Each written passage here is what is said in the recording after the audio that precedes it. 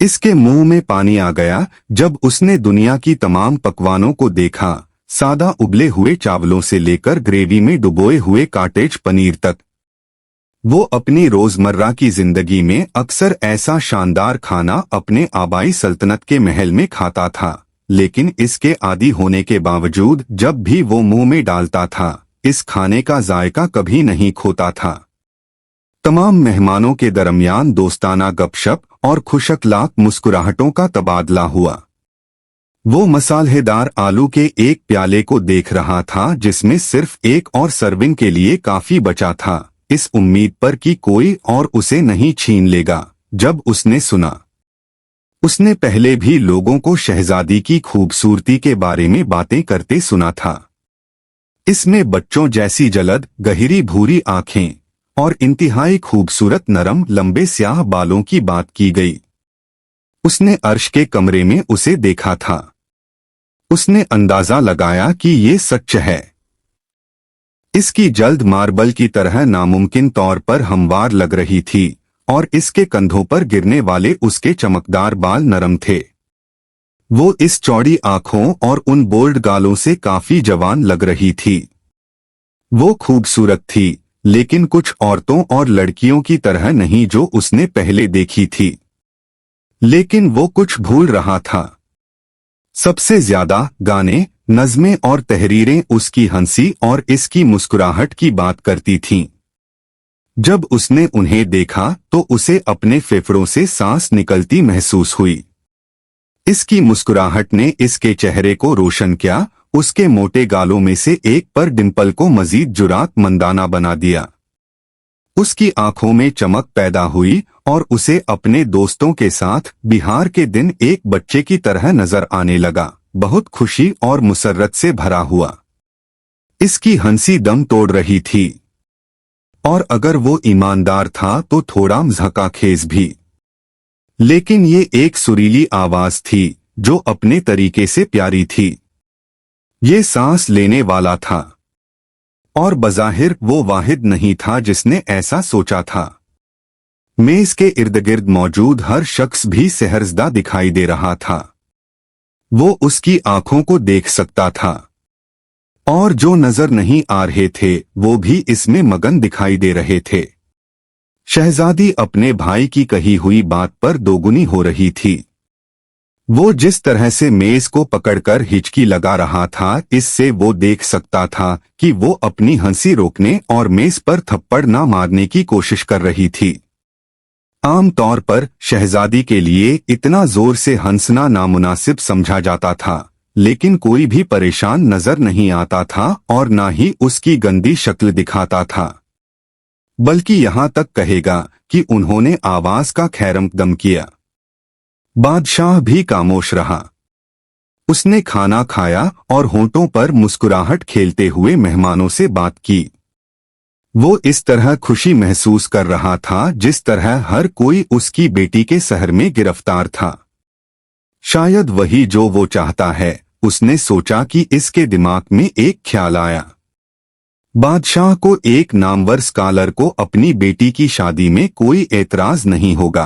अब क्या वो महल की सजी हुई समेटती हुई राहदारियों को टहलने के लिए बाहर निकल रहा था। उसने आंखें बंद की और अपने दूसरे हवास पर काबू पाने के लिए आह भरी। जंगलों के शोले की खुशगवार बू आ रही थी, तालाब के पानी में गुलाबी और सफेद कमल तीर रहे थे और दूसरे गैर मुल्की फूलों की महक हवा में फैल रही थी। इस दोपहर के करीब सुबह से ज्यादा शोर और चहचहाहट थी। रक्स की मशकें जारी रहीं, सिपाहियों ने तरबियत हासिल की और तलवारों से आपस में लड़े। बच्चे अपनी खुश आवाजी के साथ इधर उधर भागे। नौकरानियां जोशो खरोश से बातें करती रहीं। गुलकारों की हल्की हल्की धुनें और तबले की धड़कनें उसके माहौल में सुकून का एक खास अंसर ले आती थीं। इसका सुकून उस वक्त खत्म हो गया जब उसकी आंख खुली और इसके कान इस आवाज पर दोबारा खड़े हुए। एक खुशकुन वाकी हकीकी और गैर माजरत को आहाना हंसी, आम की तरह मीठा और हमेशा नारियल के पानी की तरह ताजा। वहां उसने शहजादी को देखा।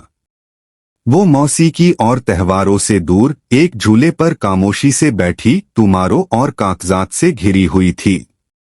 शहजादी एक बार फिर उसकी गोद में किताब की बात पर मुस्कुरा रही थी। उसके बाल किताब पर गिर रहे थे। उसने अपने करते की झुर्रियों से दबाया, अपने बालों में हाथ फेरा और गला साफ किया। ये मेरे शॉट को गोली मारने का वक्त है। उन्होंने कहा कि आवाज पुरसुकून और जमा है। ये एक खूबसूरत सुबह है ना? शहजादी के कंधे उचक गए। अचानक दखल अंदाजी से चौंका।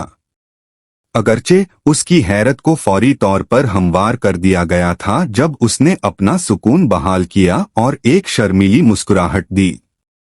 हाँ, ये है। इसके सीने पर एक खींचा, और न सिर्फ उसकी मुस्कुराहट की वजह से इसका सबसे बड़ा हिस्सा ये था कि वो जानता था कि वो इतनी खूबसूरत नजर आने की कोशिश भी नहीं कर रही थी। वो नंगे पांव थी। इसके बाल आजादाना तौर पर उछल रहे थे। उसका आधा हिस्सा उसके एक कंधे पर और बाकी आधा उसकी पीठ से नीचे गिर रहा था। सोने की छोटी बालियां जिनमें हीरे कुंदा थे उसके पीछे छिप गए। उसने अपनी कलाई पर सोने का कड़ा पहना हुआ था, जैसा कि शहजादी की तवक्को थी कि वो अपनी दौलत और हैसियत का मुजाहरा करेगी। लेकिन इसके अलावा उसके पास सिर्फ एक सादा फ्लाई आड़ू कोरल गाउन था जो उसके टखनों तक पहुंचता था। वो नहीं जानता था कि क्यों, लेकिन उसने महसूस किया कि शहजादी आज अपने आरामदेह और पुरसुकून खूबसूरती की वजह से अर्श के कमरे से कहीं ज्यादा खूबसूरत लग रही थी। जिस तरह से लिबास ने इसके बालों की हल्की पिन को जाहिर किया और इस पर फितन मुस्कुराहट के साथ तस्वीर को किस तरह एक साथ रखा गया था। शहजादी ने उसे घूरते हुए देखा होगा, क्योंकि हल्की सी शर्मिंदगी ने इसके गालों को अपनी लपेट में ले लिया और उसने अपना सर झुका लिया। इसकी आवाज हैरत से भरी और उम्मीद भरी थी जब उसने कहा, क्या आपको लगता है कि मैं अच्छी लग रही हूं? वो हक्का बका रह गया। इसके बेतुके सवाल पर इसकी भंवें उठ गईं। लेकिन शायद वो उसे इस्तेमाल कर सकता है। अच्छा, अगर मैंने किया तो? शहजादी ने ऊपर देखा और अपनी ठोड़ी को थपथपाया। उसके होंठों का एक कोना लरज रहा था। फिर मैं कहूंगा कि मैं हर रोज ऐसी नहीं लगती। मेरी माँ ने कहा कि मैं इसमें अच्छी लगती हूँ। उसने कहा कि मुझे त्योहार के मौसम के लिए अच्छा लगना चाहिए। ये लिबास है जो दिलकश दिखाता है, मैं नहीं। वो नरमी से मुस्कुराया, मजे से। मैं जानता हूं। ओह, वो उसे हैरत से देख सकता था। और आप अब भी दिलचस्पी रखते हैं? कभी किसने कहा कि मुझे तुमसे मिलने में दिलचस्पी है? शहजादी ने चालाकी से जवाब देने से पहले अपना होंठ काटा। कभी किसने कहा कि मैं शादी के बारे में बात कर रहा हूं? हैरान होने की बारी उसकी थी। वो उसे आउटस्मार्ट कर चुकी थी। वो हिंसा आपने मेरी मंसूबा बंदी के जरिए देखा है, मैं देखता हूं। हाँ, मेरे पास है। वो बात की तारीफ करने के लिए वापस मुड़ी, मौसीकी पर हाथ फेरे। क्या तुम ये मेरे वालिद की वजह से कर रहे हो? क्या उसने तुमसे पूछा था? नहीं। क्या तुम मेरे वालिद का एहसान चाहते हो? ताकत? नहीं। क्या तुम मेरा पीछा कर रहे हो? मेरे पास कुछ वकार है, मैं एक आलम हूं, तुम जानते हो। इसका उगला सवाल मुहतात था। क्या आप मुझे पसंद करते हैं? उसने आह भरी।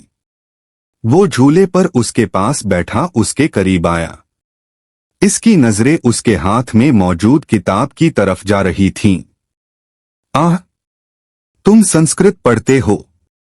शहजादी उसके नोटिस से बज़ाहिर खुश थी। कहते हुए वो शर्मीली और मुहतात थी।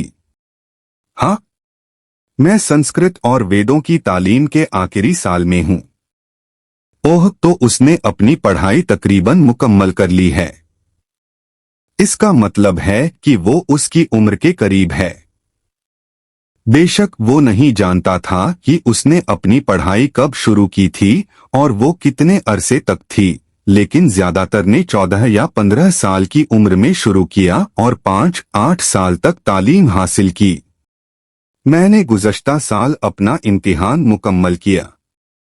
मैंने 6 साल तक इल्म नुजूम और रियाजी का मुताला किया। मेरा भाई रियाजी का स्कॉलर है। मुझे ये मजमून कभी भी बिल्कुल पसंद नहीं आया। मैं उसे समझ नहीं पाता। आदाद और हरूफे थजी के अलावा अलामतें और अलामात बिल्कुल मुख्तलिफ जबान की तरह लगती हैं और 3 जबानों को संभालना काफी मुश्किल है। वो अपने तजुर्बात को याद करते हुए मुस्कुराया। मुझे खुद शुरू में ये मुश्किल लगा। वो दूर से बहुत पेचीदा और मुश्किल लग रहे थे, लेकिन एक बार जब मैंने मानी समझ लिया तो उसे करना इतना मुश्किल नहीं था। वो कुछ देर खामोश बैठे शहद की मक्खियों की आवाजें सुनते और दोपहर की धूप में टहलते रहे। आपने अभी तक मेरे सवाल का जवाब नहीं दिया। उसने मुड़कर उसकी तरफ देखा। उसके चेहरे पर कालिस तजस्सुस और बेएतिमादी देखकर खुद को मुस्कुराता हुआ पाया। हाँ, मैं तुम्हें पसंद करता हूँ। वो गरज की तरह तेज थी, तकरीबन फितरी तौर पर पूछ रही थी। क्यों? क्यों नहीं? अच्छा, मैं दुनिया की सबसे खूबसूरत औरत नहीं हूँ, मैं कोई जेनेवस नहीं हूँ, मैं बेबाक नहीं हूँ, मुझे पर एतिमाद नहीं है, मैं चमकता हुआ सितारा नहीं हूँ या खुरदुरे में हीरा नहीं हूँ। और जैसा कि वो आते हैं सादा। मैं गाने, नाच या पेंटिंग में अच्छा नहीं हूँ। मैं सिर्फ झूठ से भरे खोखले अल्फाज पढ़ना लिखता हूँ और ऐसी चीजों का मुझे कोई तजुर्बा नहीं है। सिर्फ एक चीज जो मुझे कास बनाती है। अनवान, क्या वाकई तुम अपने बारे में यही सोचते हो? मुझे तुम प्यारी लगती हो, मुझे तुम्हारे शौक पसंद हैं। मुझे तुम सादालौह पसंद हो। मुझे तुम दिलचस्प लगती हो, इसीलिए मैं तुमसे अदालत करना चाहता हूं। शहजादी मुस्कुराई। एक हकीकी, सच्ची और खुशकुन मुस्कुराहट। फिर मैं आपकी पेशकश को बखुशी कबूल करूंगा। तब उसे मालूम नहीं था, लेकिन वो सादा सी मुलाकात, वो छोटी सी गुफ्तगू इस मोहब्बत को जन्म देगी जो वो इस औरत के लिए आने वाले सालों में महसूस करता रहेगा और बढ़ता रहेगा। ये सब उसकी फटती हुई हंसी की वजह से, जिसने उसकी तवज्जो इस डाइनिंग हॉल में खींच ली।